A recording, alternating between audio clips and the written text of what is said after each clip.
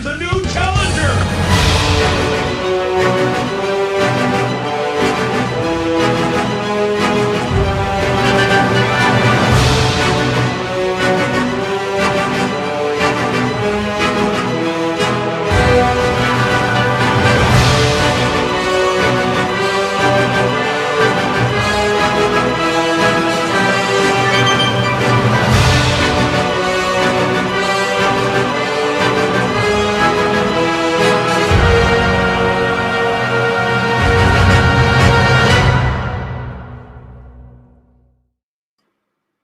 What's up, everybody? How you doing? I am Mike Watson, your host for Chat and Draw, today and every day that we chat and draw.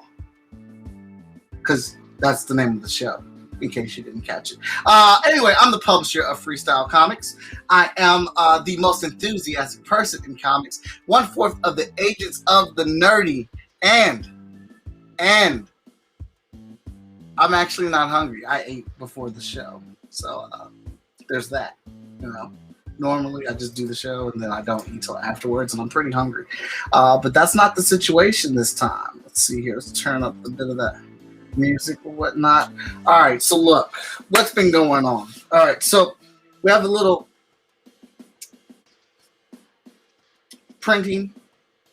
It's backed up a little bit for the Kickstarter, but not for very long. A couple days, whatever. Little snafu. Little issue that is taken care of. All right, stuff is ready to go to the printer. It's just a little backed up right now, but it's en route. It'll be there. It's going to happen. So don't worry your little hearts out about that. Hot Shot Trade 1 looks great.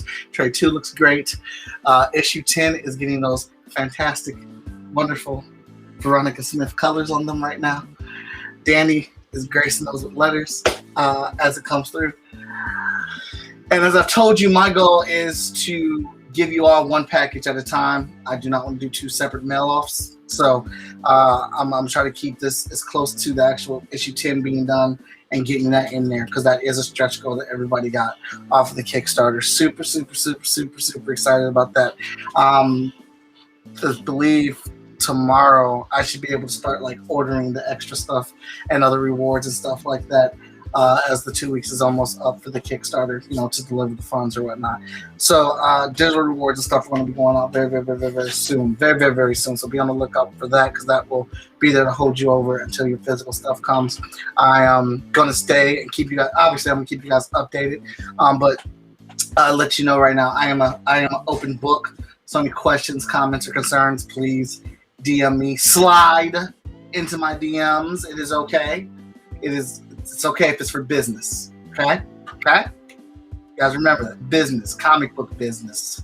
Questions about the Kickstarter and stuff. Don't go on my DMs being nasty.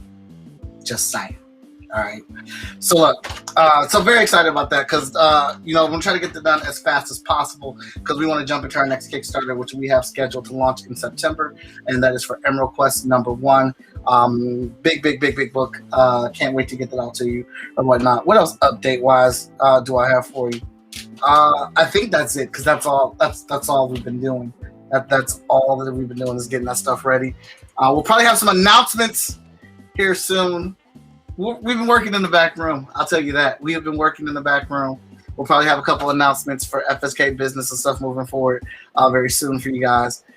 Working on squaring away a couple things. Legend. Only you, Legend. Only you would say this.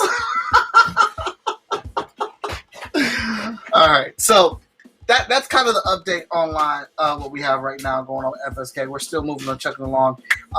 Can't wait to get the content out to you. Very excited about that. I don't know how many times I can say it. Thank you to the indie community for coming together. What up, Katie? For coming together and help us hit that goal of over $11,000. Couple Kickstarters going on right now that I want to shout out. Danny J. Quick's Ace Blade, which is fully funded, is happening. It's live. He's got a lot of cool stuff over there. About half of it I drew. So go over there and go check it out. Cop a shirt. Cop some comic books. He's got this hat. Oh, He's got an Ace Blade hat. I got it on my pledge level. You better get it on yours. There's 2 shirts. I can't decide which shirt I want. There's 3. There's the Marcus Williams shirt. There's the Daryl Banks shirt. You know who Daryl Banks is? He's a man that basically lived Green Lantern for the 90s. He was your go-to Green Lantern artist at DC. And then there's one, this other, I can't remember the other guy's name, but it was really, really, really dope shirt that he designed too. So I can't decide what shirt I get. I definitely getting the hat. I got all the Ace Blades because I got the new title, the new dressing form, and of course the 5th issue because I can't wait for villain season. I can't wait for villain season. Also, we got Daniel Calban out here with American Dreams 1 through 5, another book with 5 issues. A very big superhero history book. If you like history buff type stuff, Daniel is your guy, man. He's got all this stuff that he's based on past situations that he's thrown into the mix of a superhero genre. This is the first superhero in record in America or whatnot, and it's going in. So I recommend that as well. I mean, there's a ton of them. I'll shout the other ones out at the end of the show. Don't let me forget. What up, J-Man? Don't let me forget because I want to make sure I shout them out. But now the time for talking about and plugging them is done. Let's get here from my guests who are regulars on this show. They're not even guests anymore. They are family. Hey, those Vin Diesel memes are freaking gold. Oh my, they are hilarious. I might even just show you a couple of them during this episode because they're just freaking gold. I love them. They're hilarious. Well, let's get our guest up here. Bam. Wrong one. Here comes a new challenger. Chill. I think it's time for me to save the day. What up, though? Hey. Family. How are y'all doing today? Just fantastic. How about you? Oh, I'm doing pretty Keisha Cohen, man. I'm good. I'm out here. Just trying to live life. I'm very excited for what, I love when you guys come on the show because every time y'all come on the show, I'm drawing something I do not normally draw or that I don't like to draw. So it's always a challenge. But go ahead. Hold on. There it goes. Awesome. Go ahead and tell everybody who you are. Let's change our windows because I like to edit things up here. Tell everybody who you are, where you're from, and why you're here today.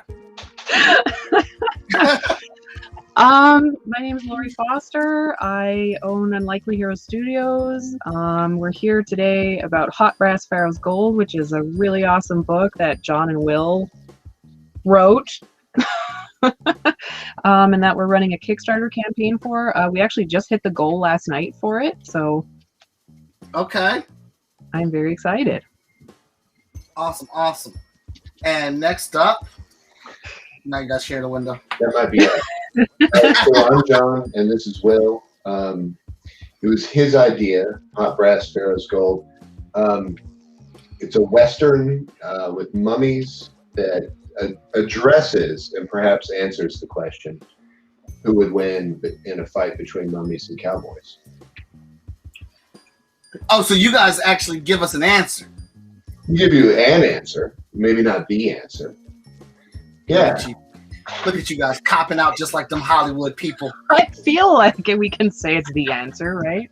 Well, I mean, there could be other answers. There could be other cowboy and mummy situations. But for this one, there is an answer. There's one.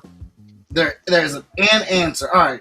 I guess I can accept that. Look, and there's like good guy cowboys, bad guy cowboys, and bad guy mummies. Oh, okay. All right, that's different. And Mummy Cat's just an agent of chaos. He's like Loki. Loki was fantastic so far. You guys saw the latest episode? I was waiting. I'm building up a log so that I can binge. Yeah, I've seen one episode. And it was fantastic. I'm saving it up. Awesome. Yeah, I try to watch. I don't get to watch it as soon as the day turns, but I get it in before the end of the day. It's good stuff. Be interested to see what you all think about it. All right, so Laurie sent me in all her goodness. Like I had a link, but Laurie's like, man, that's sloppy. Let's use the right link. And she gave me the abbreviated one to use and throw it here in the chat. I'm just trying to help. You are fine. I like your help. You're good. All right, so there's the link. Go check out the Kickstarter. They just hit last night. And so talk to me about this. Walk me through this. Because normally you guys do a 30-day Kickstarter. You give us a couple weeks of promo and stuff for that. But just one day it popped up. And then Laurie's like, hey, Mike, can I get on chat and go? And you are this 2-week thing. What was the decision and choice to go this direction? I kind of wanted to try. Okay, so with 30-day Kickstarters, we seem to always get this lull in the middle of the Kickstarter. At around the 2-week mark for at least a week. And I chatted with some people, and I don't know, I decided to try to run what's called a turbo or a quick starter, I guess, and see, especially since Hot Brass is all done, it's ready to print, so we kind of just want to give it to people as quickly as possible. Okay. Yeah, we thought we'd try a short one with no build-up or suspense. It's just there's your Kickstarter, now here's the book kind of thing. And it's helpful too because the book was, you know the old adage, you can have fast, cheap, or good. Pick your favorite two. So this was not a fast book, but it was cheap and good. The artist and I worked on this for a long, long time. We're both grown-ups with day jobs, and it just took a while, but neither of us really had a whole lot in it that we needed to make back. So as far as Kickstarters go, it didn't have to be, didn't have to be a big dollar Kickstarter. We could go a little smaller, a little more nimble, and keep it good and fast. Okay. Good and cheap. Depends on how you want to do it. Right, exactly. And we have kind of like a more streamlined rewards on this one as well. And the rewards are about the book. The rewards are about the story. Right.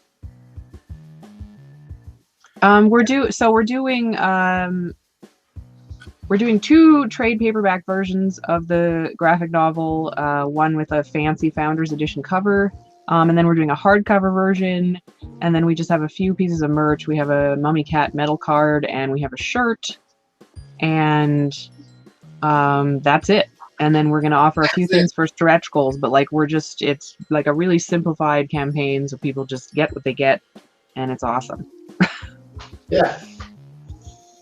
I'm really excited about the hardcover though, because it's the first time we've offered a hardcover. Okay. So I think it's going to look really nice. I think it will too. Tessa, yes, I did see the rap. That kid had some bars on there. That's pretty dope. Sarah's here. What's up, Sarah? She said, wow, streaming to the Chromecast with this new internet is amazing. Hi, everyone. Fast internet makes a difference. I was in it. I don't think that was me, Tessa. I think he was talking about Michael Jordan, because Michael Jordan has 6 rings, and I only have one. I only have the one. But if you say that's me, I'll take it.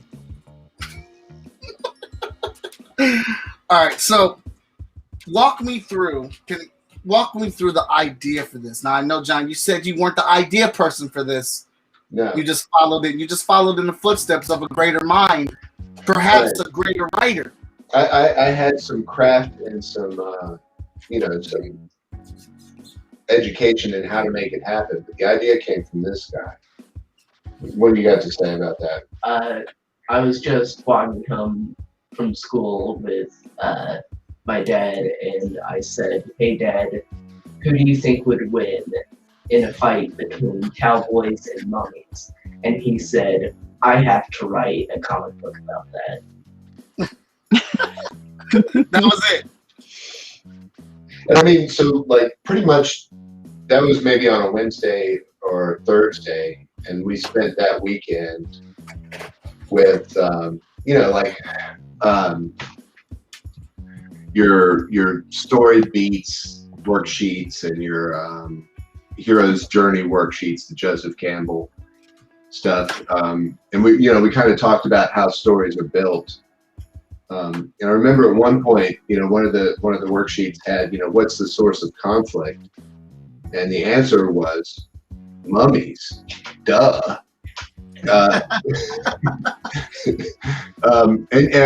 And in that way, I mean, it kind of wrote itself. It was, we need some good guy cowboys, we need some bad guy cowboys, we need some mummies, we need maximum chaos, and we need a kid who's kind of the hero. Because obviously. Yeah. How can we make that happen? Because obviously, he says, I love it. Yeah.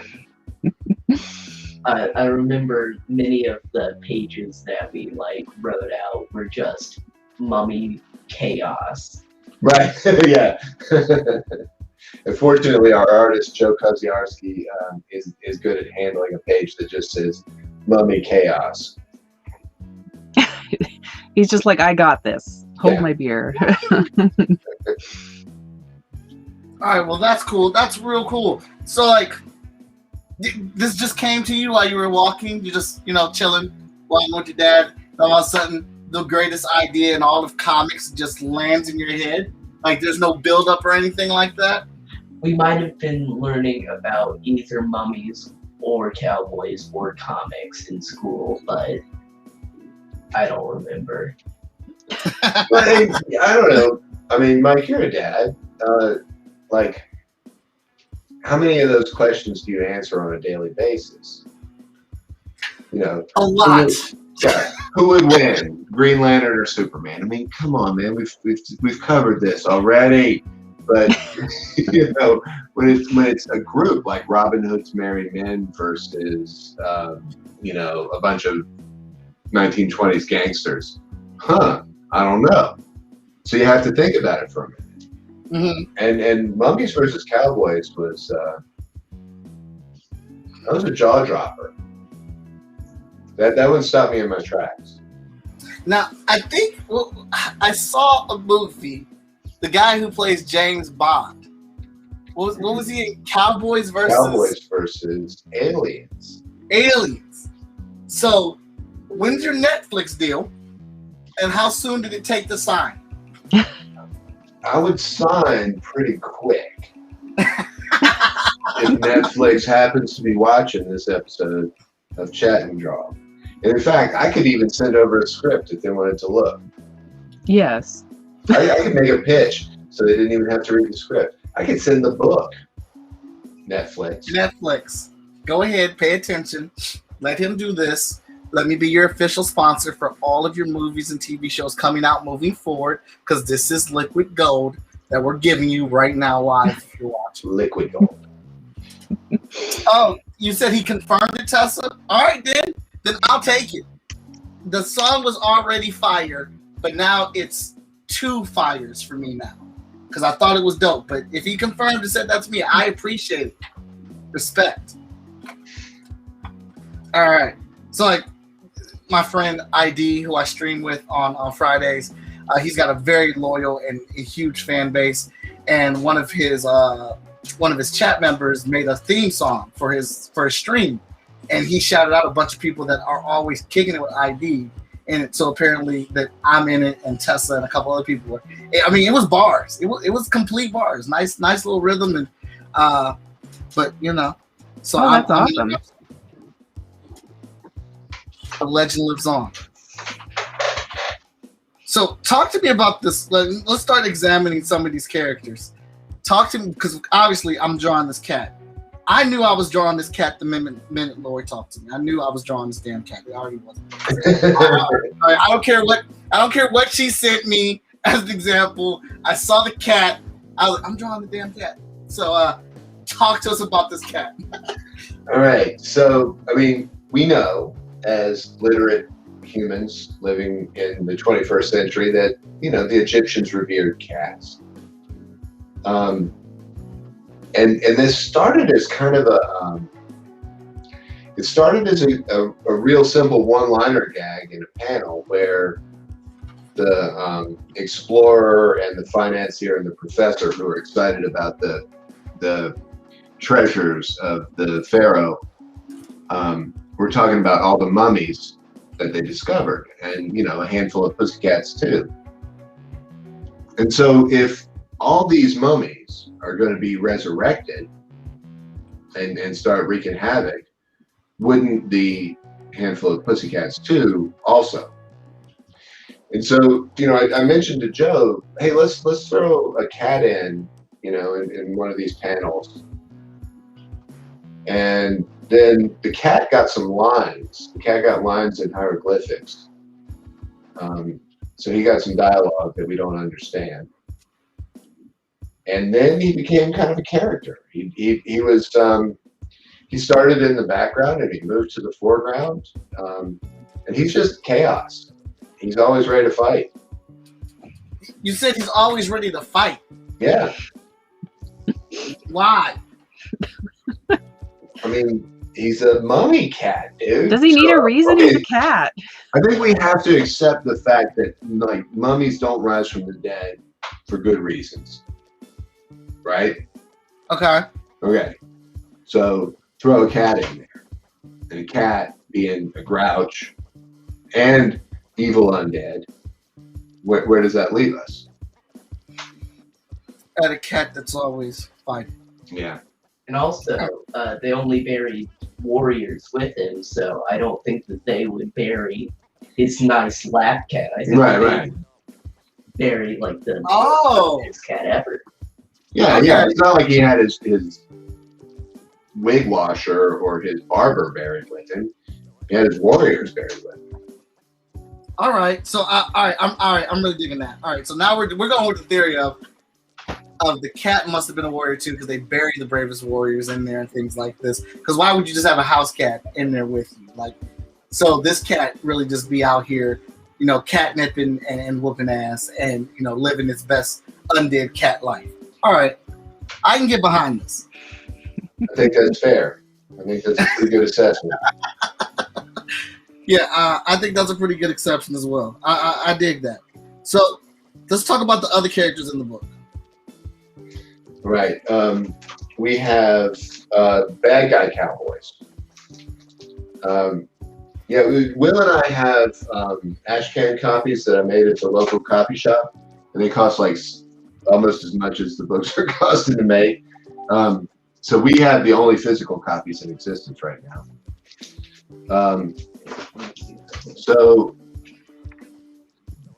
I guess the book starts with a train robbery of the treasures of King Mekhenaten exhibit. So we got train robbers. And then train robbers are going to get interfered with by the law. So we got good guy cowboys. Okay. And then we got a bunch of mummies who are awakened and have to get to work.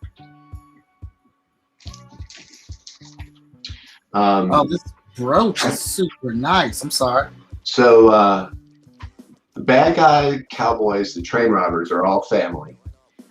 Mm-hmm. Except for a bunch of dudes who kind of got immediately mummified and enslaved by evil undead magic right off the bat. But the ones who survived that are, it's like two adult brothers and the one's nephews and the one's sons. And then the nephews / sons are kind of dummies. And then also a family are the two brothers who are sheriff and deputy, and the little girl who are sheriff and deputy and little girl in Bakersfield, California, in the middle of the desert where the train robbery happened.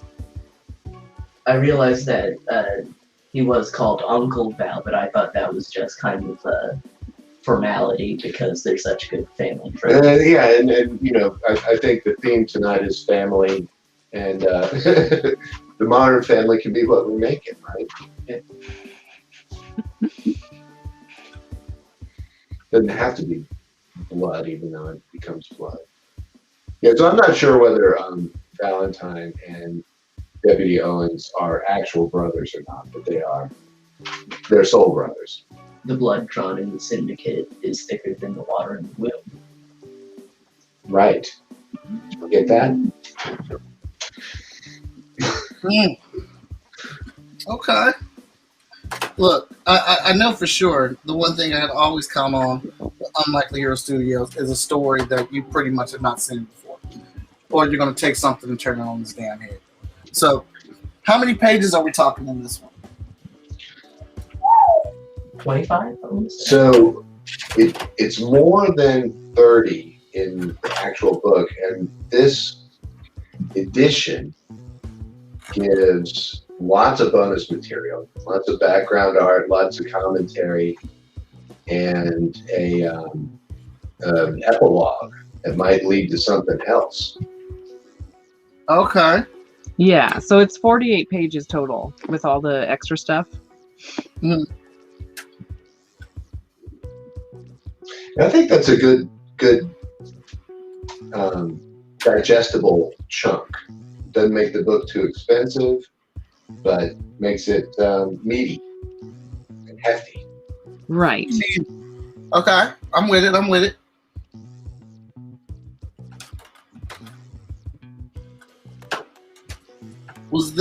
How long did it take to produce the book? It seems like this is one of the quickest ones you guys have made, or because you guys just dropped it on us, this is the new way you guys are operating moving forward. So this took, I don't know, probably 2 or 3 years, actually. Oh, it was all really? in the background. It was all me and Joe working together. Will had to approve all the pages. And that took a while because, both of us had day jobs. So Joe, our artist, like he and I worked together years ago on a short series called The Ballad of Bridget of Atlanta. And I knew that his work was really great for this project because it was cartoonish, but also actiony, and he understands sight gags really well. Mm-hmm. So yeah, he's the guy I wanted. He's like, well, I will do it. And I will do it on this schedule, which will be really slow. And I said, okay. If this was anybody else, I would take them at face value, but it's Morgan, so there has to be a adult reason why he likes these words.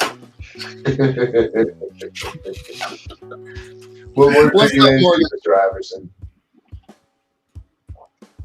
All right, so talk to me about who is your personal favorite characters in the story.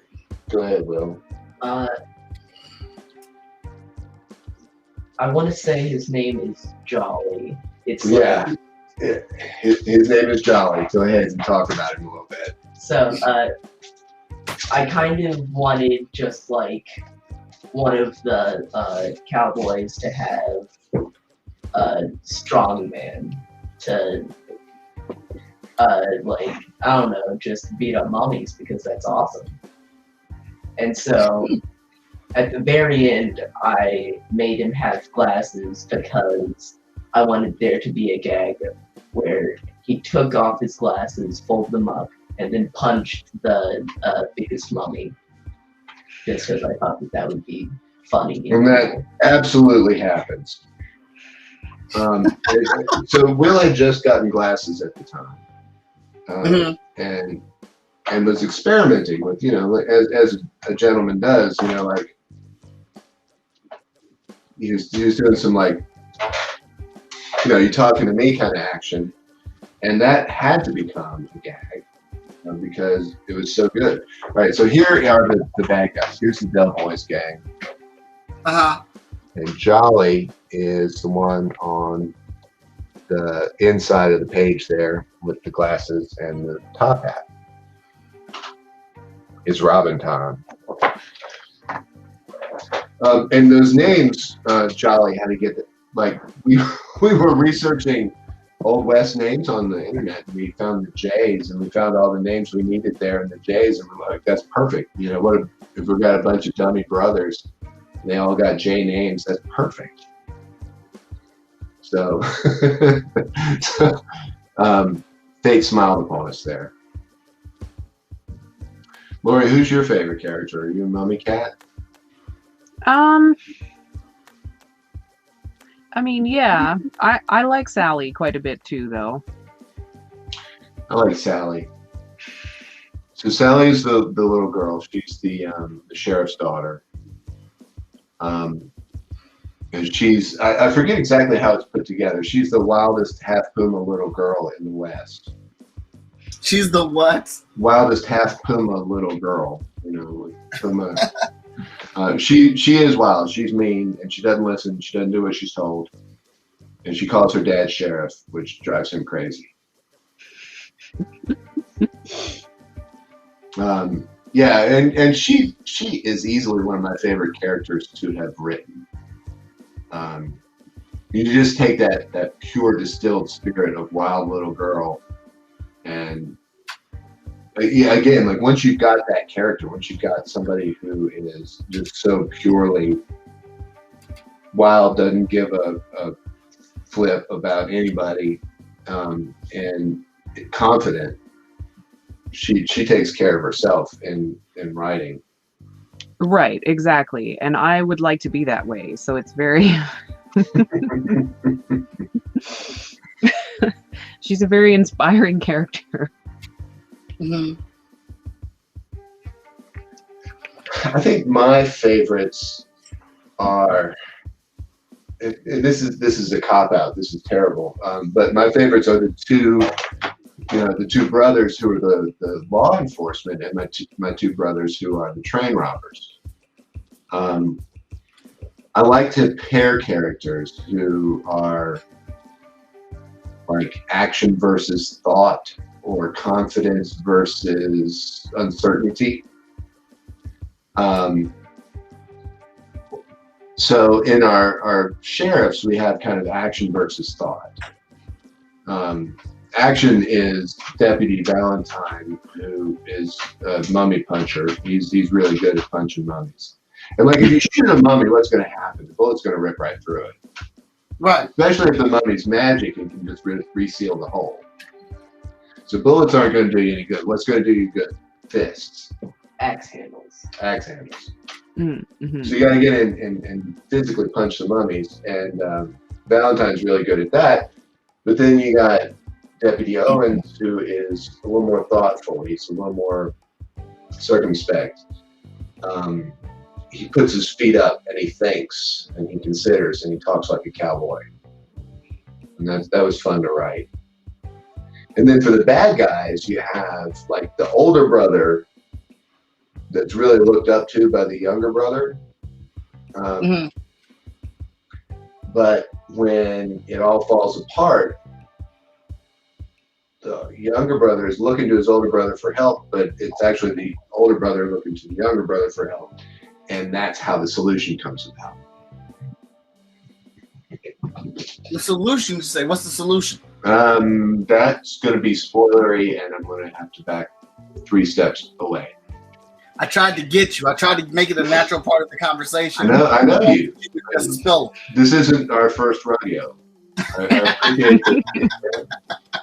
And when you catch me, I will. I'll buy you a hamburger. Objective and mission accepted. All right.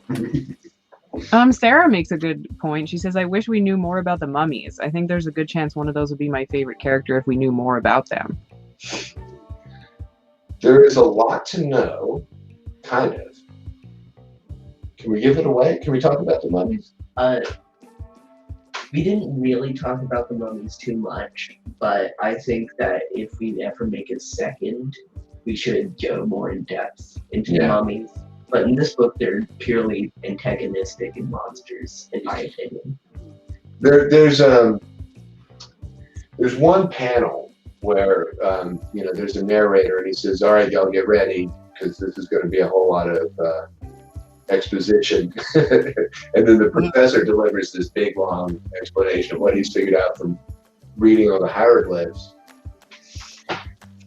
And the king, Pharaoh Mekhenaten, was a pretty evil dude, and he had some pretty evil stuff set up, and he had a lot of black magic backing him for a moment that occurs in the script. How about that? So, yeah, he's not a particularly complex character. He's just a bad dude with strong black magic. Strong black magic.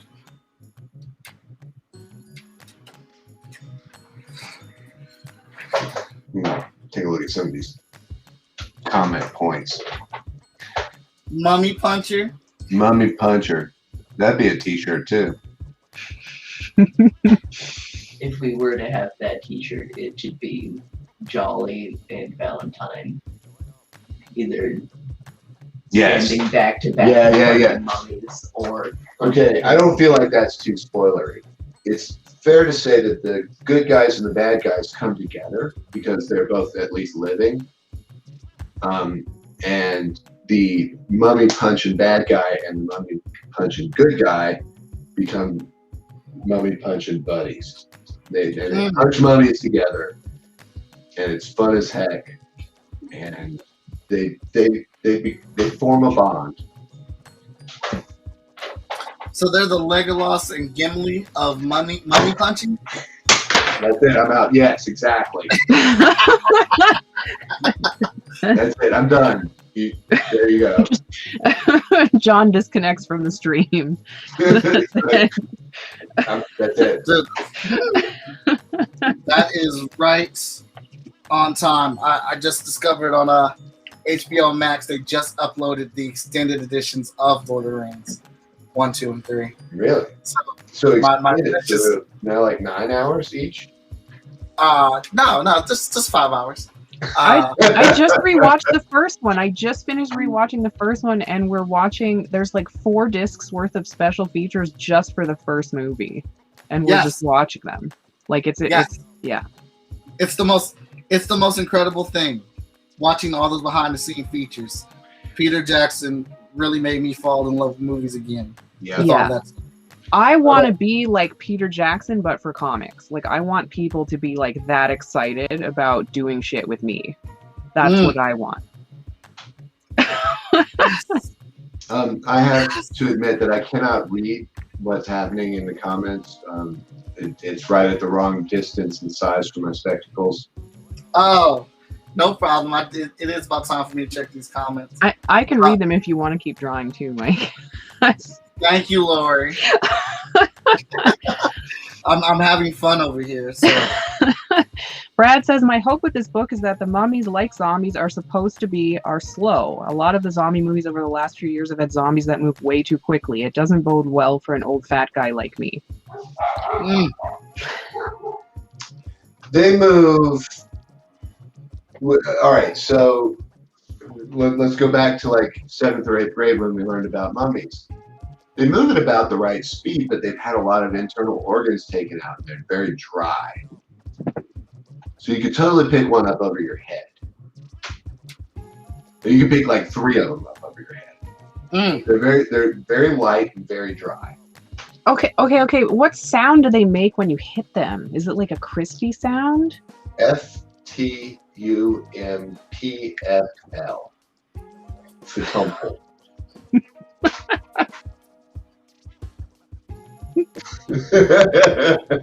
Sorry. No. like hitting a sandbag with a bat. Yeah.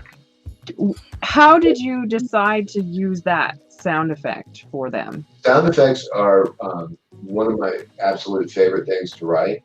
Yes. And I'm actually going to guard that secret pretty jealously. My sound effect process is my own, and I don't share that. Okay. You got to keep something. What you do is you go in your head.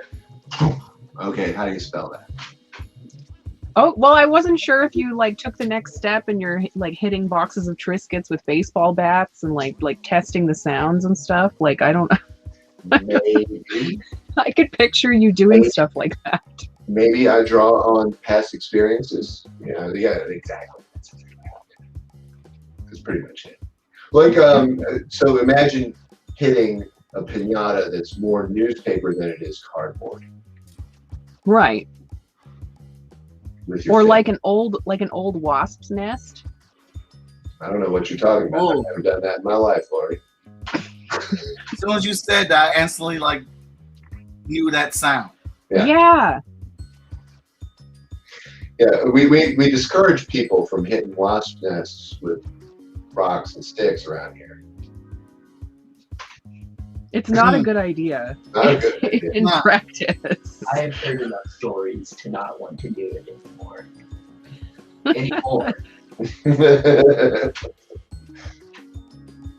Well, the first time you do it, you think you're invincible. Right. And then the second and third time it takes for them to figure out where you are, Yeah. you're toast. In my opinion, the mummies wouldn't wanna.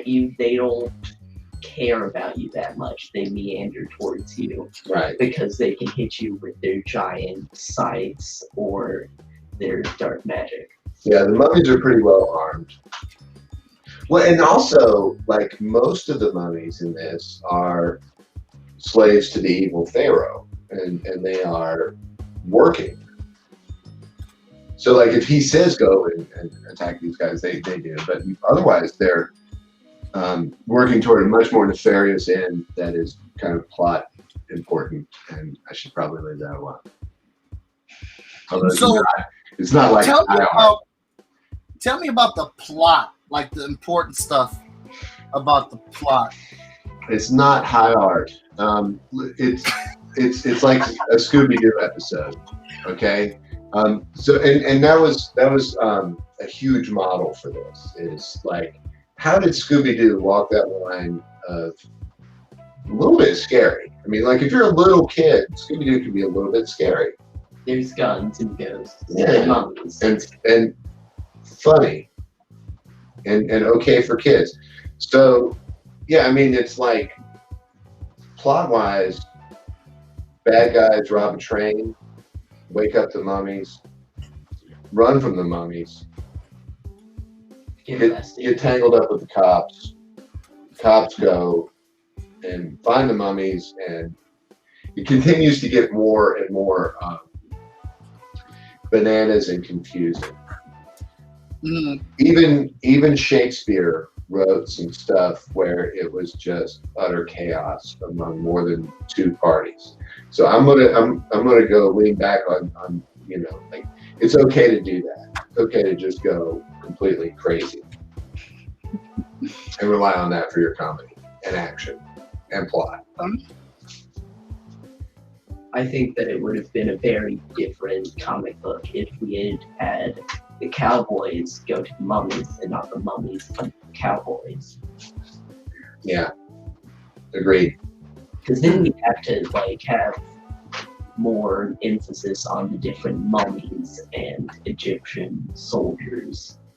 And like, okay, like in The Surgeon, there's some pretty straightforward action stuff in The Surgeon that'll appeal to anybody. So there's some character stuff, and there's some deeper kind of introspection and meaning to it. Hot Brass Pharaoh's Gold is right on the surface. It's not challenging. It is fun. It's wild, and it's about 800 miles an hour. said we're not pushing any boundaries with this. We're just entertaining today, people. That's it. Right.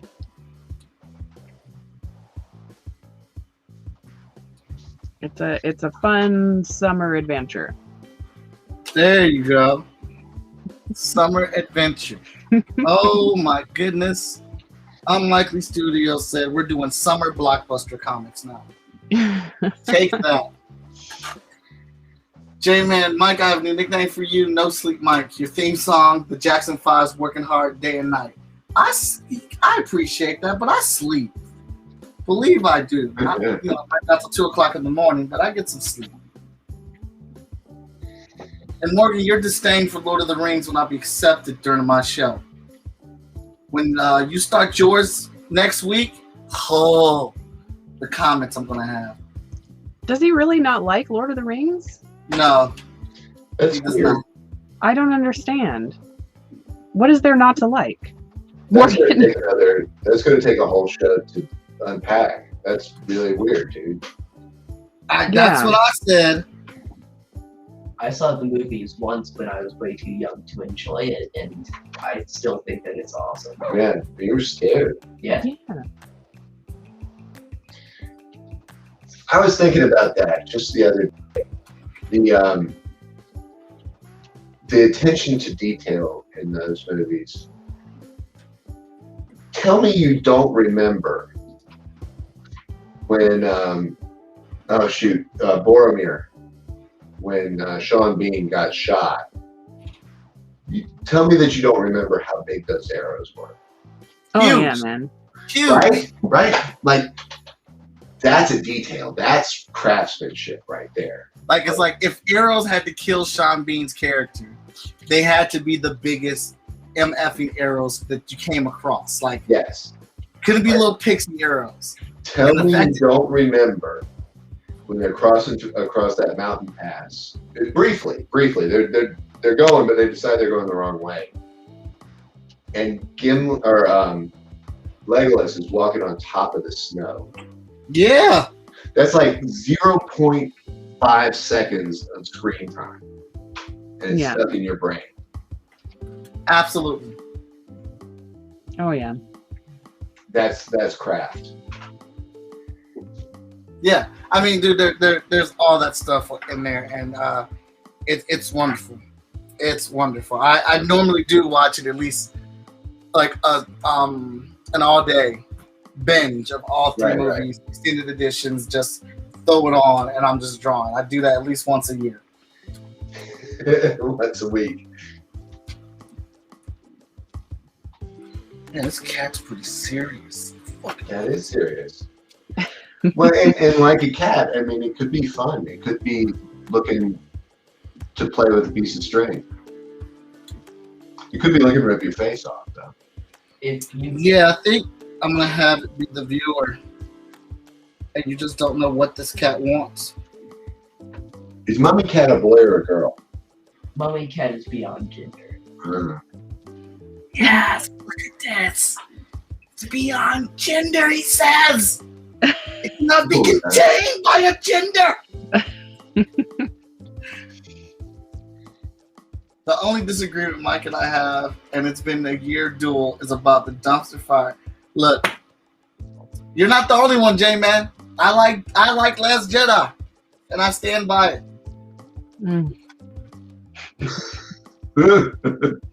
I got into it with Laurie's husband. We had a whole discussion. Laurie, I've been on the other end of like emails and Facebook messages where I heard you go, I've never heard it in person. What's going on, Thomas, man? How you doing?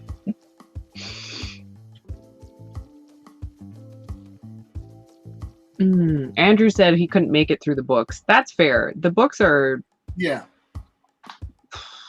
The books are something else. The books are rough. Like Tolkien is a genius or whatever, but like it's rough to get through. And I do not knock anybody on that because I love place. the movies. John seems like he has something to say about this. Oh, go ahead. I don't.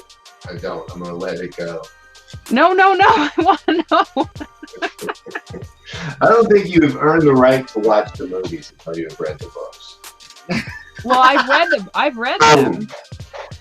Yeah. I've read them, but it's a lot of lore. It's a lot of lore. It's a slow read. The Hobbit is really, really good. The Hobbit's all right. Look, there's this one bit in, I think it was, I'm sure it was Fellowship of the Ring. right after they had to split up, Boromir had just been killed, and the whole like Legolas, Gimli, and Aragorn were like running. They ran. They ran for several days. In the book, that was awesome. And it was short. It was just like those moments in the movie. It was like, a couple paragraphs. It was like, yeah, you know what? It's they didn't eat, they didn't sleep, they just ran because it was important and they had to get there on time. I was like, like yes. I'm with it. Yes, let's do that, Sarah. I'm down. Absolutely. The main thing I like about the movies is that they made the female characters relevant, like at all, because in the books they're not. Okay, that's fair. If you can give me that at least. Yeah, I can give you that. And Liv Tyler was cool. Playing, she was like two different elves wrapped into one, but she did a great job at the movies. Mm-hmm. Yeah.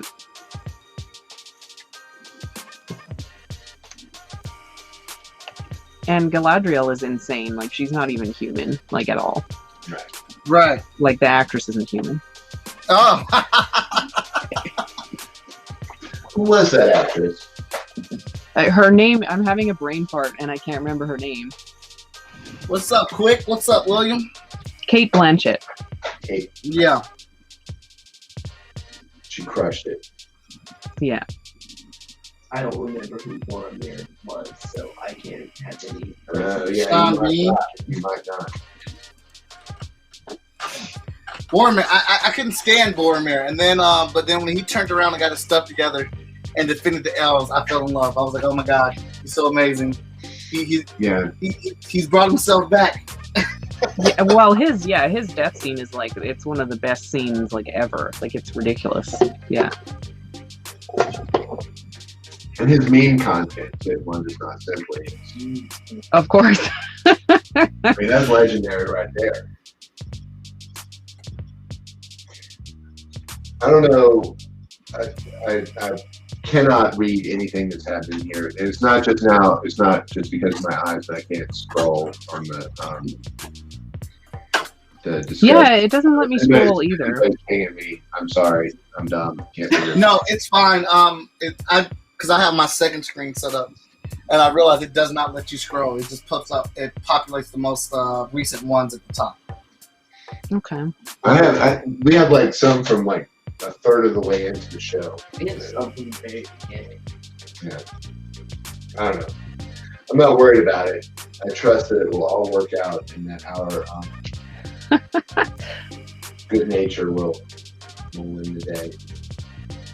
Danny says, this reminds me I gotta tell my backers about Hot Brass. That would be awesome. That would be awesome. I thought I just ran I ran an update about Ace Blade and then I told you about it. My memory right now is whew.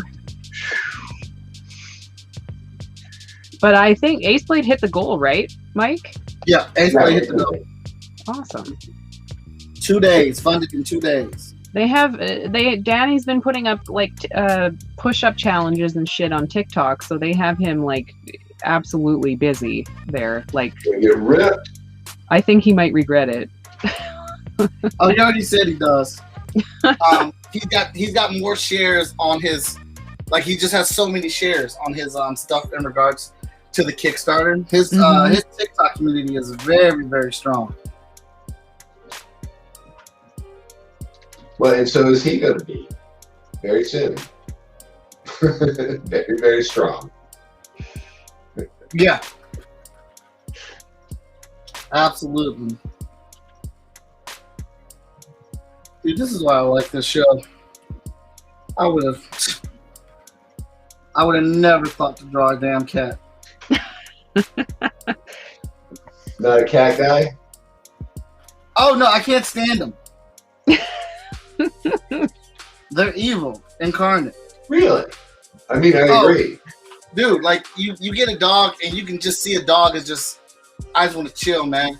Yeah. Just here. Want to give me some food? No, I'm good. Give me some Cats, food, I'll give you some love. We got that going. cats are scheming. They're looking at you when you're not you're not even focused on them. They're looking at you, plotting to kill you. How can they suffocate you in your sleep? You see that one? What's that one Stephen King movie where Yes. Oh, Well, Pet that's not just Cemetery. Stephen King, that's like good old fashioned American folklore too. Cats will suck your baby's breath out. yes. You can't leave them in the same room. It was really hard for me to let the cat suck my child's breath out.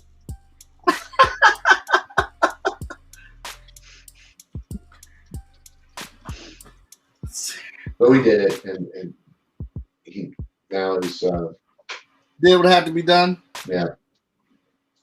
Cats are just weird, in my opinion. I don't think that they know what's going on or what they're doing at any point. That might be true. Yeah, they're very unpredictable. Just weird.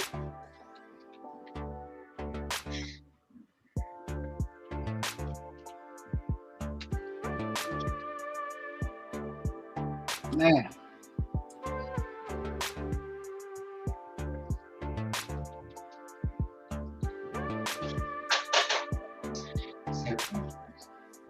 Different widths. That's wild. See here. Heather's in the building. What's up, Heather? How you doing? William said, Pet Cemetery, thank you. Sarah said, now you're dead to me? Who? Danny, quick, this is not my fault. No one told you to do push-ups. You could have did anything else. You're not going to put that on me. He likes it.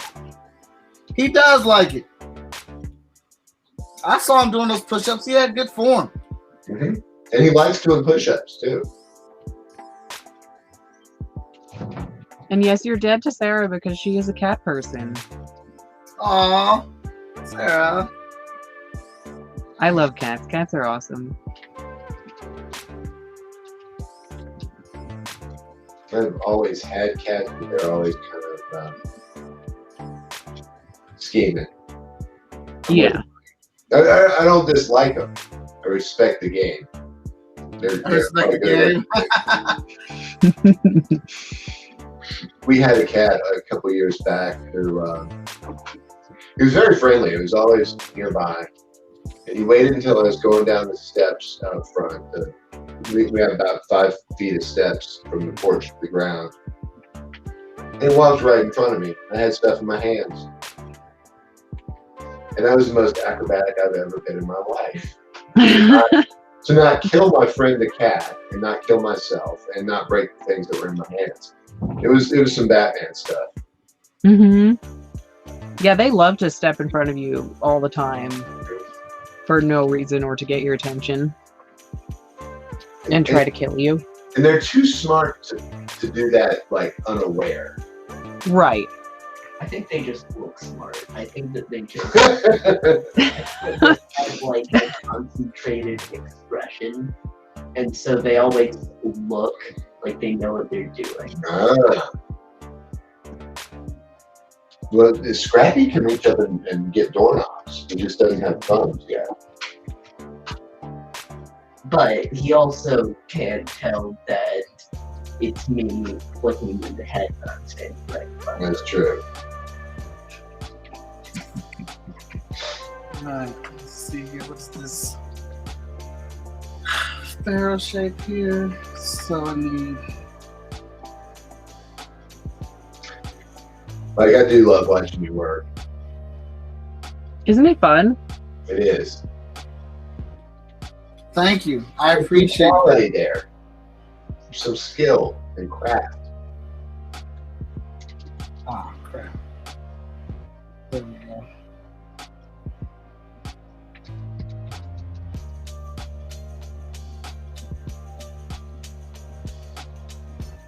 We're going to have to see if Veronica has time to color this really quickly before the campaign ends. Really quickly. I'm going to drive her crazy. Oh no, Veronica adores you. how easy you make things to color with your inks. That's good. Yeah, I'm worried I'm driving her nuts with the, oh, hey, can you color this like really fast? We just did another chat and draw. Good, fast, cheap. Pick your favorite two.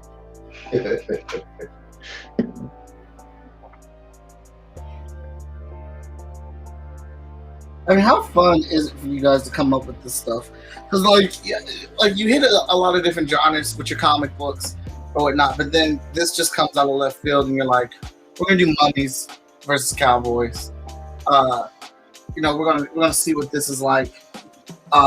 Creating these characters. What's your character creation process for something like this? Yeah, and that's that. Let me even back that up a little bit, like talking about different genres and styles and moods. And that's what it's like to walk around in my head.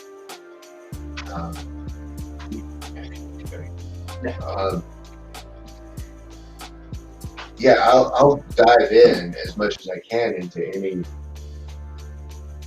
any story, any mood. Characters work well for me if you take something simple like let's say the Beatles. The Beatles have the smart one, the cute one, the quiet one, and the funny one, right? Mm-hmm. So you can kind of start there and start saying, okay, so if we apply this layer to the cute one, then what does what are the layers that have to go along with that? But really what happens when everything's going right is that the characters tell me what they're going to do. Okay. Like at a certain point, I'm not entirely in control. I don't know. I guess I'm in control. I could say no. I could say, do this instead. But, and it's not like some sort of like metaphysical, spiritual thing. It's just like a different part of my brain kicks in, and those characters start talking for themselves. Mm-hmm. Neither is it a psychosis. I hope. Important to mention, I guess. Probably. And so for this story, one of the fun things was that, we have this 20 to 30 to 40 page target for pages. So you got to finish the story pretty quick. If I want to jam a whole bunch of characters in there and have them be completely wild and off the rails, they need some parameters. Oh, and in addition to like the good guys, the bad guys, and the mummies, there's also like the financier, the explorer, and the professor who have this, they're kind of behind putting the exhibition together. So they have something to lose if all the mummies are destroyed and the gold is lost. Mm-hmm. So yeah, I mean, you can kind of keep it simple, and you can say, under these circumstances, what does this person do? If you're trying to actually learn how to do that, it's not hard to write it out on a piece of paper, and just draw pictures of the people and how they act. But yeah, when you're lucky, it just kind of comes out.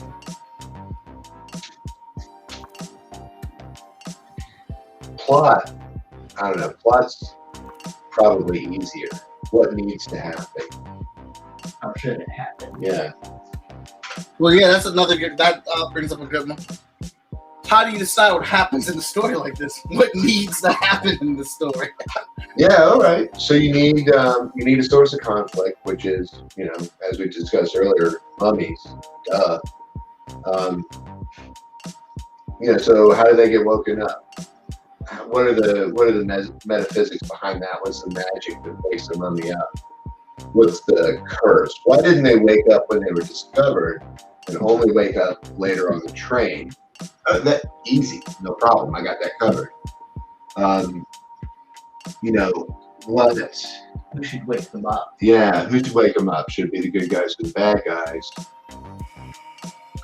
You got powerful evil mummies. How do they show that? Why should the bad guys help the good guys and defeat others and not just me? Right, especially if it's a kid's story. You know, you want to have like some cooperation. You know, and also like in a kid's story, you can't make it too dark. You can't make it too cerebral. And I don't mean that like kids are dumb. I mean that like you can't make it too complicated. It's got to go faster. Mm-hmm. Yeah, and then how you want it to end, and who you want to be the person who ended it, and how does it end? And so, you know, this is a comedy. This is a little bit of a horror thing, so it's got to have some danger. But it's got to be light. There you go, done. It wrote itself. There you go, it's done. Yeah. Well, John kind of just has that, like, a magical skill where, like, if he has an idea or someone else has an idea, then he can just make it into a story. I'm not sure how that works. Like, it's just, and it's a really quick process, too, and he's just, like, really inspired and works. I don't know. I think he's a wizard. I like it when you're on the other end of watching a script develop, and you're like, you know, dude, what did you just do? That happened. That makes me happy. Yeah, it's crazy. You know, I'm used to, you know, scripts moving along really slowly, or you know, we think of ideas and the script doesn't happen, or, you know, we kind of make notes and, like, you're just like, yeah, I did the script. I did it last night. And I'm like, what do you mean you did it last night? Oh, yeah, I got like 15 pages in. You should check it out. Like, what? That's awesome. That's a good thing to have. Good thing to be able to do. I credit a lot to my high school typing teacher who taught me to type just a little bit faster than I could think. And so, you know, that way the logjam is not down here. Yes, they did say something about ash cans. Yeah, there are 5 ash cans here at this house, and then Laurie, how many do you have? You have 1? I just have the one. Yeah, the one. Just, yeah. I guess it's called an ash can. It's like a, yeah. John's yours are saddle stitched, right? Mine are stapled. Yeah. They are run off at the local coffee shop. They weigh about 12 pounds because they were made at the local coffee shop. They cost about $1,000 each for the same reason. Brad is asking any chance one might want to part with one.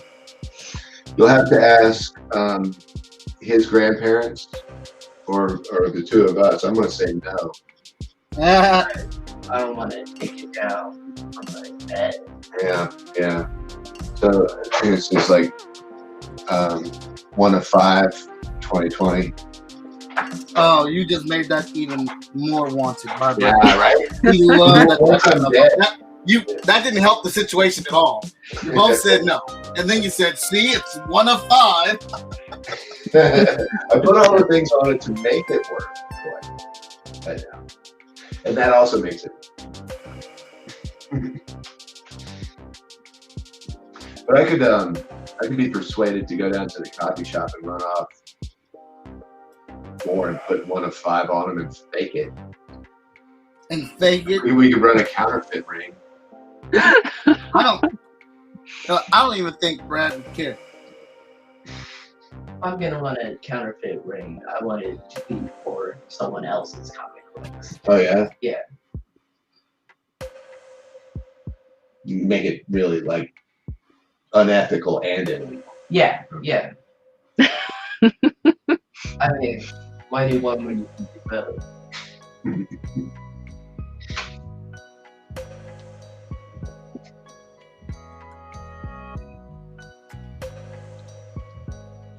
And this is the part that I like a lot. like you've been watching it, it hadn't been all that fast, but then all of a sudden it starts coming together much, much faster than you thought it was going to. And before you know it, he's going to be done, and you're going to be like, wait, what?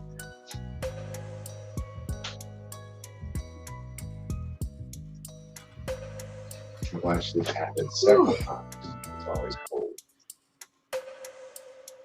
I never would have thought that I'd be sitting here like blinking out a cat saying, man, I'm having fun drawing this.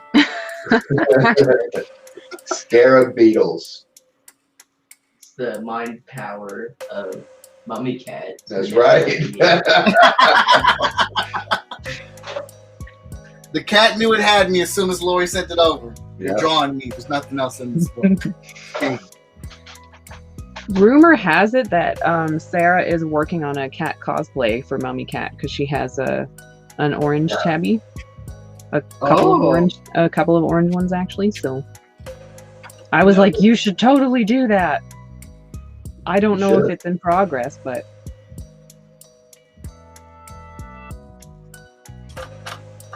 I know she has at least one orange cat that's used to wearing collars. And you could easily put a scarab on that. Right, exactly. Like, my cat won't stand for that shit. My black cat, like, we tried to put a shirt on him once, and he just, like, he toppled over and just laid there and wouldn't get up until we took the shirt off. That's evolution at work right there. No. Kill me, I don't care. No, exactly. But some cats are better natured about that stuff. Yeah, ours are more the fight or flight. They will destroy you if you try and do something like that. Oh, okay. I love it. Even nice old Mr. Friday, who was in here earlier, he's a pretty nice cat, but he is going to put up with wearing a shirt. No. I don't know how you get the bandages on. Yeah. Because on Mummy Cat? no, on like an actual cat. Oh, for the cosplay. Because like you either have to put the bandages on a cat shirt, or you'd have to like wrap them around the actual cat themselves. That's a fool's errand. Yeah, because cats don't sleep; they just close their eyes. I wonder if you could put sticky stuff on them. Is that a thing? They really don't sleep? They sleep, but they like, if they hear something or feel something, they will wake up. That's why you always see them sleeping, because they're always fully conscious. Or because they're just lazy. It might work with like some Velcro. I don't Velcro. know. Like that 3M glue stick that's not particularly sticky, but is kind of sticky. I don't know. To put on the cat? No, I would never do that. Laurie instantly turned into cat mom. Are you crazy? You got some scotch tape, you could wrap that around, and then it would stick and look like bandages. Mm-hmm. That's true. Have you ever put a rolled up piece of scotch tape on a cat's foot? Oh yeah, they don't. Yeah, that's Okay, so don't come after me for discussing glue, because you've done that. That's cruel. I'm calling the ASPCA right now. You brought it up though. Well, I'm just like glue in their fur. That's like more complicated, I feel. No. Glue on the bandages. And then Oh, I thought you were suggesting just gluing the bandages to the cat, and I'm like, dude, like what? Yes. Are you okay? But in a glue on the bandages, stick the bandage to the cat. It'll fall off in no time. If you just did like a bandagey looking harness, that might be good enough. I might. And then you can just stick some actual bandages in between it. A bandage suit. Yeah. Mm-hmm. Depends on how bandaged you want your mummy cat to be. Yeah. And some of Joe's were not particularly bandaged. Some of them were more just wearing the bling. Yeah. And then it had like a leg bandage maybe, which is maybe more doable. Maybe. Depends on. Yeah, I'll be curious to see if it works. It depends on if you want it to look more like a cat or look more like a mummy. Yeah. If you want a mummy cat or a mummy cat. The things I never thought we'd discuss on Chat and Drill. Count on Like- Ben's Boys Gang to keep it weird, Mike. Like full-blown, in-depth conversation, opinions, ideas, all of it. Does Mummy Cat have hairballs? Or is he past that stage? I guess like the strands coming off of the bandages. There is a scene. Let's see. Where is he? That's not it. Let's see there. That Yeah, looks like, He looks like right, Yeah. yeah. that looks like he's coughing up a hairball. It does. Yeah. And sound effects. That was a joy to make. Sound effects. If we're going to get back to completing full circles. I like trying to think of sound effects. It's fun. Sarah says the funniest part of this is I already figured out the bandages. That was the easiest part. See, now I want to know more. Is it spoiler? Right. Sarah, can you discuss it?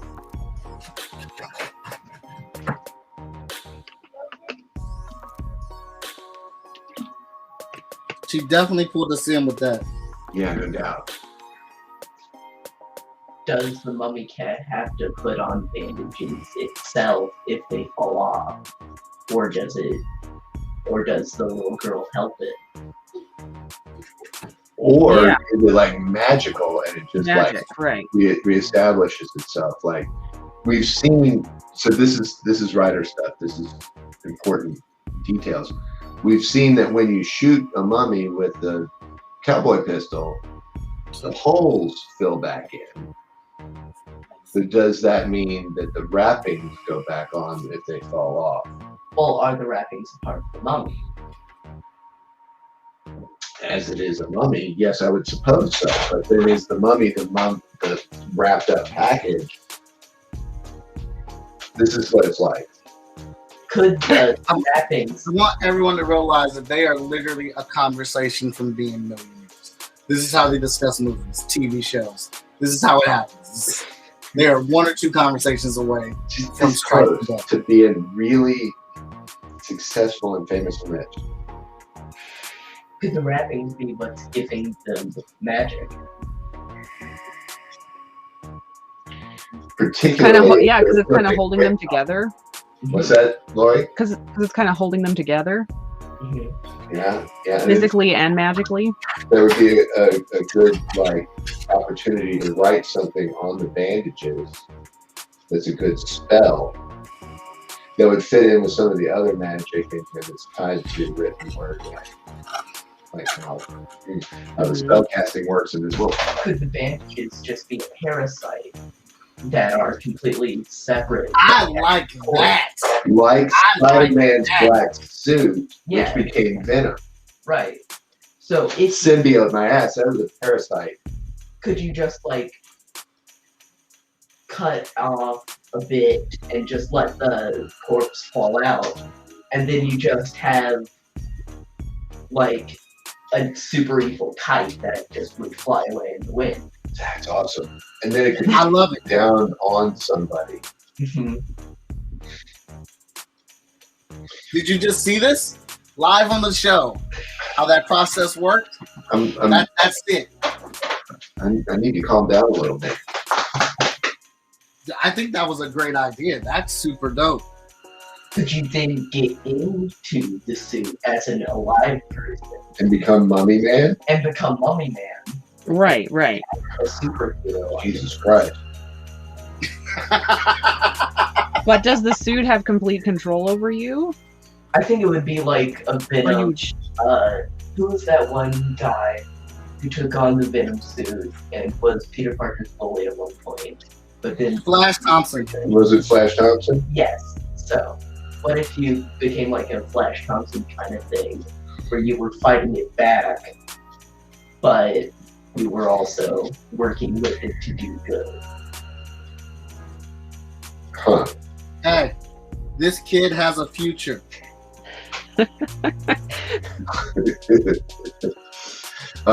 If I can continue to close circles, I just want to mention that, when we're talking about Spider-Man and how Spider-Man had the black suit, Spider-Man originally came by his powers by being bitten by a spider. I got bitten by a Black Widow this weekend. Wow, did you? I did. I survived it too. I was sick as a dog for like 2 days. It was terrible. Oh, wow. That's crazy. I just wanted Yeah, to- what did it feel like? When it bit, it was like, I don't know. If people aren't in the South, they might not know what a fire ant feels like, but it's like a sweat bee. Like it's a little sting, but it wasn't a bad sting, and then it just got worse and worse and worse over time. And then by the end of the night, it was pretty much my leg was on fire and swollen. Oh wow. Did you have to go And, to the and moving hospital? on its own in interesting ways. So you might not become Spider-Man, but your leg might become Spider-Man. My leg might become spider leg. Did you have to go to the hospital, or you just had to wait that out? So we were camping at the time, and I didn't really realize that it was serious until about midnight. And I just took 2 Benadryl and went to sleep and woke up in the morning and went to the doc. And the docs were like, "Yep, dude, probably got bit. Probably not going to die. Here's what you do. If here's what you need to do. If these things happen, You might be dying. yeah, but none of those things happened." That's good. That's real good. Having some weight on your body is helpful in a situation like that, because it's like, how much do you weigh per venom, per Right. envenomation? And I'm pretty heavy. And they didn't have to give you like an anti-venom? So in a case like this, an anti-venom would be, or an anti-venin, I think, is saved for somebody who needs it, like a little kid. Okay. Mm-hmm. So the fat old man gets to suffer so that the little child might live. That's fair. And the thing is that he got bit right as I got off the float and gave him the float. Yeah. So that could have very easily been the little kid who needed the antidote. Yeah. Wow. That's scary. That is. I'm glad you It's did. totally survivable. In case you're considering getting bitten by a Black Widow. No, not at all. Your experience has done me good. I've got enough. Got enough on that. You will almost certainly live if you're more than 100 pounds, but you will be sick in weird ways, like neurotoxin ways, like brain ways, not just like a cold. It was wild. Oh, that's so weird. Like fever dreaming or oh my gosh, what are colors? Yes, both. Like fever dreaming while awake, but also like total ADD, can't concentrate, can't put one thought into the next when you're at work and it matters. Jeez. And then there's art. I told you, bro. All we had to do is stop watching for a second and it was done. Yeah. What's up, John Smith? Hey, Heather. Well, there we go. Yeah. That was an interesting piece. Let's see here. Get that uploaded to the cloud here. I love watching that happen. It's so fun. Give Veronica the PSD. To the drive it goes. Oh, I should have named it. Oh well. All right. So let's get that in there one more time while that uploads. Here's the link to the Kickstarter. You guys want to give us one last pitch why people should be pledging, sharing, and checking out this campaign? Laurie, Heather said I think we need this print. what's your take? You put me on the spot and I wasn't ready to talk. I'm sorry, I tried not. Try to walk the line of not hogging the mic. Yeah. We'll go first. We'll let you think. Why should you back it? Reasonably wholesome. Aside from adults who drink alcohol for fun, smoke cigars, and shoot pistols at mummies, and a little girl who disobeys her parents, and atrocious grammar. But aside from that, it's fun for kids, and it's wild, it's stupid, it's funny, it's fast. It's got about 7,000 gags per page. And there are mummies. And it was written by a kid with his dad. What's your take? Yeah, I mean, there are mummies, there are cowboys, there are pistols, there are axe handles, and there are just weapons and enemies and heroes and villains. Yeah. Weapons and enemies and heroes and villains. There you go. Yeah, and it's ready to go, and like we're just it's awesome, it's exciting, it's fun. Everyone who's read it so far is like super excited to get it in print. They absolutely loved it. Yeah, and it'll be printed in the campaign has a week to go, so it'll be printed in the next couple weeks. Why should you back it? It's simple too. It's not. I mean, it's a Kickstarter for the book, and a couple other things. But like the thing I love about this one is that we have like close to 100 backers, and everybody's pledging enough to get the book. That means more people are going to read it. That means it's not a big deal. You don't have to think about what pledge level you want. It's pretty simple. Yeah, it's straightforward. Yeah. Yeah, it's basically a pre-order at this point. It's ready to go. It's good. And yes, we have a stretch goal at 3,500 where we're going to give all the physical backers a Mummy Cat sticker that Sarah designed, and it's super cute and awesome. But also scary and deadly, right? Yeah. Kind of cute. Mostly cute. But kind of cute.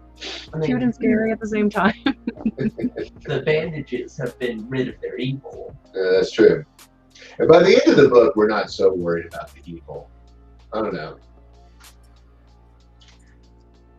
All right. Well, my thing. There's a couple ways that you guys can do this, that you ladies and guys can do this. I always say, if you have no money, times are hard, you can't spare any money at all, which is perfectly understandable. Everybody's situation is different. Can you give us a share? A share is absolutely free, and it is just as important as receiving money, because you are giving us a chance to speak and get to know your audience, the people that you kick it with, the people you hang out with. Maybe somebody in your circle will like this book. If things are tight, but you can't pledge some money, we are not offended. You can give us $1. That is not going to hurt our feelings No doubt. at all. Every dollar counts. It gets us closer and closer to our goal. Plus, you get to be a part of it in some shape, way, or form. I know some Kickstarters give out some digital books at the dollar level just for people pledging. So dollars do not hurt. So please, if you can do that, we'll take that. Not mad at all at it. And then, of course, the easiest way is find a pledge level you like, pledge your money, and share it. So those are a couple ways that you can do that. Advocating and talking about it. Like if you just sat on this cast, enjoyed the conversation, enjoyed the creators, talk about them. Let somebody know. Share this cast, this stream out, and say, hey, I thought you might like this. It's got cowboys, it's a Western, it's got mummies in it, it's got an evil ass cat that comes back, and you might like this. This might be your thing. I don't know. But also going to shout out Daniel Calvin, which I just put his link in there. American Dreams issues 1 through 5. He's got 26 days to go, so plenty of time. I'm very sure he's going to hit that goal. Next, we got my man Lonzo, Concrete Comics Acolyte. He's going to be on here, I think, next week, and we'll be talking about his character. I need Acolyte. Pretty good book. Let me see. I want to make sure I can get it right. Okay. Who is this for? If you're looking for a cool action story with gorgeous visuals and fun dialogue in the vein of the most classic superhero stories with a modern touch, then you just found your new favorite book. With influences that range from Dragon Ball, Star Wars, and Man of Steel, Acolyte is an empowering story that calls for us to embrace our legacy and what makes us unique, and to use that power in order to fulfill our destiny. Empowering, you say? Empower. Look, that boy Lonzo be writing. All right, he be writing. He's hit his goal. He hit his goal in an hour, but they still got 17 more days to go. Nice. Next up is my boy Danny J. Quick. Please go check him out. The TikTok phenom is out here. He hit his goal in 2 days. He still got 27 more days left to go. And finally, my man Ted Sakura, who is just a constant. Hey. I didn't even know this was out. He did the same thing you guys did. It just came up in my timeline. New issue of Bloom. Bloom's over here somewhere. Ready to go. So we're talking about Bloom number 3 is out and available on Kickstarter. He has also hit his goal with 24 days left to go. So along with this awesome Kickstarter we just talked for an hour and a half about, go ahead and back and check that out and check out these other ones because they're some of my favorites. I have a lot of cool people that I know that are cool people that do comic books, and I want you to get to know them all. So thanks for tuning in. You can follow me on... Oh, actually, Laurie, where can everybody find you? At UH Studios on Twitter, at UH Studios Official on Instagram, Unlikely Hero Studios on Facebook, uhstudios.com if you want to check out our website and our store. I think that's everything. All right. And John, where can everybody find you at? I'm like John Pence number 7 on Facebook, I think. I'm Bubba Sattva on Insta. I exist on Twitter, but I don't know my handle. It's been a while. So that's me. I'm not good at that. And is it safe to say that if they want to get in touch with your son, your new writing phenom, they can go through you? You better, you creeps. Awesome. You can check me out on all social media platforms as Most Epic Art, the most enthusiastic person in comics. And pretty soon our store will be back up right after we get everything delivered for the Hot Shot Kickstarter, and you'll be able to check that out on freestylecomics.net. As soon as we get all that done, we'll have our store, and 5-star will be available because we just added him to the roster. Tony Clapper and 5-star is a part of Freestyle Comics now. That's what I forgot to tell you guys earlier. I knew I was forgetting something. It's always something. But thank you for tuning in. I'd like to thank my guests for coming out here, kicking it with me tonight, and let me play in their imaginary world of mummies and cowboys and evil pharaoh cats. I love it, and you should love it too. And we will check you guys on the next episode of Chat and Draw.